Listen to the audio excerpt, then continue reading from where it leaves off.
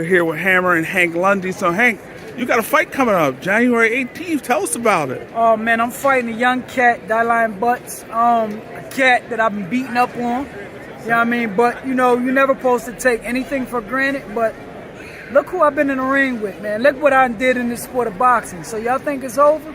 Listen, I was chilling on my couch, watching you young cats try to fight. But now you woke a dog up. What they tell you, man, when an old dog in the back of the junkyard chilling by himself and y'all little pups nudge him, what'd he do? He take his foot and kick him out the way. But this one, I'm about to pick you up by your neck and shake you and show you should have let the old dog sleep.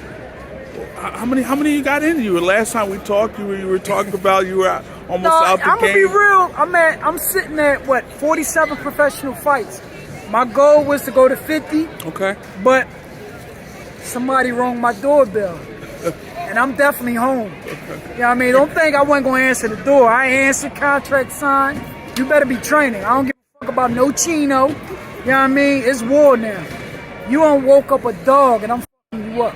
So at this point, as long as they keep ringing the doorbell, you gonna answer? Almost that. Listen, I'm a Philly fighter, man. Listen, at the end of the day, if the money ain't right, I ain't gonna fight. Right. But this right here is a respect thing.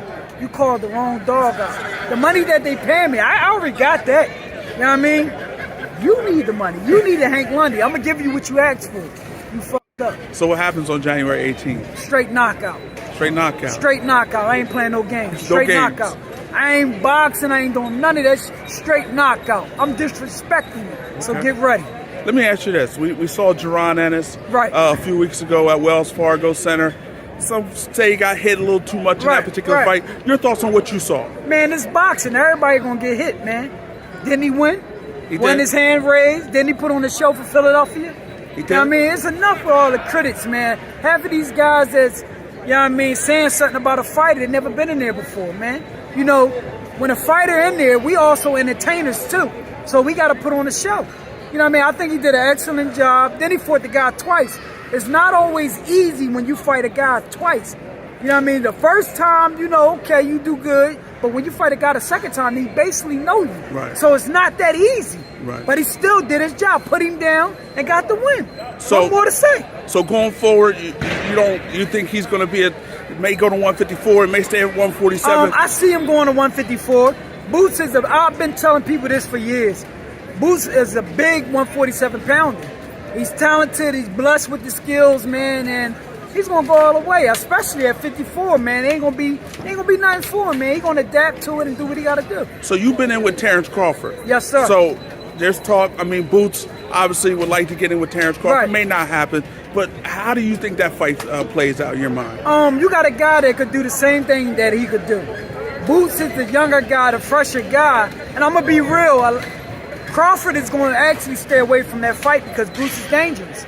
It's like us older fighters, we want to fight guys that's older, that been, you know what I mean, the amount of rounds we've been, that's on the same clock that we on. Right. So giving a young fighter that chance, we don't want to do that. Right. But I got Boots all the way, man. I ain't saying that from Philly because y'all know I'm one of the realest guys in Philadelphia that's going to give you a yay or a nay. And I'm going to speak my mind because I don't care about none of you. What they going to do to me?